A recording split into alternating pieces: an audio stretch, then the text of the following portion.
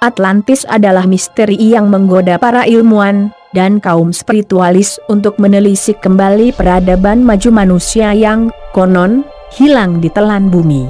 Sampai saat ini, setidaknya ada ribuan buku telah ditulis ihwal legenda itu.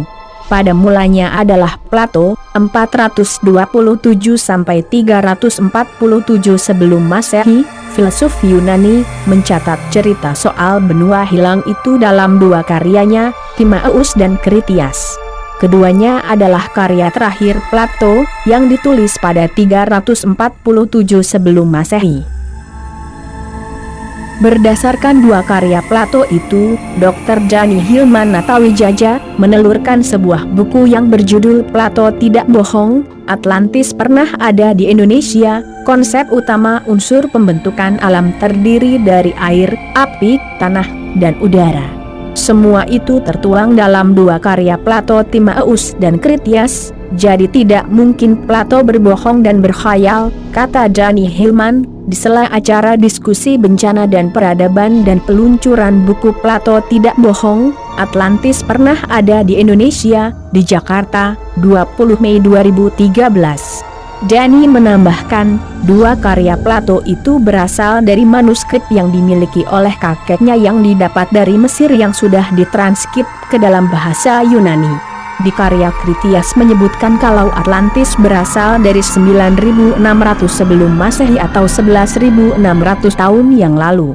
Atlantis dijelaskan sebagai wilayah tropis, bertemperatur sedang, berbentuk daratan besar yang sangat indah, subur, banyak sumber air, flora, fauna, dan bahan tambang logam mineral.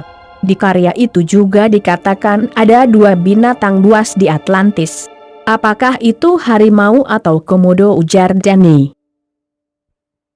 Kesamaan Atlantis dan di Indonesia juga terlihat dari manuskrip kuno yang digunakan Plato untuk menjelaskan Atlantis, seperti adanya sungai, gunung berapi, masyarakatnya bisa membangun candi, habitat padat, masyarakat yang taat agama, patuh hukum, dan tidak mementingkan harta.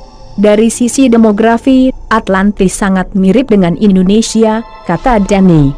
Ia juga menyampaikan, Atlantis hilang karena curah hujan yang sangat besar pada saat itu, sehingga menyebabkan banjir besar dan kemudian menenggelamkan Atlantis. Proses menghilangnya Atlantis tidak dalam waktu sehari semalam, tapi terjadi selama beribu-ribu tahun yang disebabkan banjir yang terus-menerus datang, jelas Jani. Sementara di karya Timaeus, Plato menjelaskan, bukan hanya banjir yang menyebabkan hilangnya Atlantis, tapi masih banyak bencana lain yang menyebabkan musnahnya Atlantis dan peradabannya. Bencana-bencana di Indonesia juga sering terjadi, seperti gempa bumi, gunung meletus, tsunami, dan lainnya. Dari konsep bencana katastrofi dan musnahnya peradaban, banyak juga peradaban di Indonesia yang hancur karena adanya bencana, tutup Jani.